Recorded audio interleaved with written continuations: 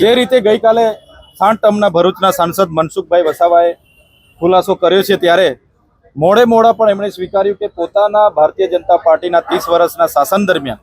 છેક ગાંધીનગરથી લઈને ગ્રામ્ય વિસ્તારોમાં કરોડોના ખૂબ મોટા કૌભાંડો થાય છે, અને પોતે કીધું અમારા મંત્રી તંત્રીઓ, સચિવો, કલેક્ટરો, ડીડીઓ, ટીડીઓ બધાને આમાં હપ્તા જાય છે એવું એમણે કીધું. ત્યારે એમને અભિનંદન આપું છું કે એમની સરકારના કૌભાંડો એમણે સ્વીકાર્યા છે. બીજું, મહિના પહેલા જ્યારે મેં આ કૌભાંડની વાત પ્રેસ વાર્તા રાખીને કરી, આજ મનસુખ વસાવાએ આવું કોઈ કૌભાંડ નથી થયું, આવી કોઈ જગ્યાએ મનરેગામાં કૌભાંડ એવું એમણે એમનો બચાવ કર્યો હતો. પણ જે પ્રકારે કૌભાંડ મટીરિયલ પૂરું પાડવાના નામે થયું છે, કોઈ પણ એજન્સીએ મટીરિયલ પૂરું નથી પાડ્યું, ત્યારે એમાં માત્ર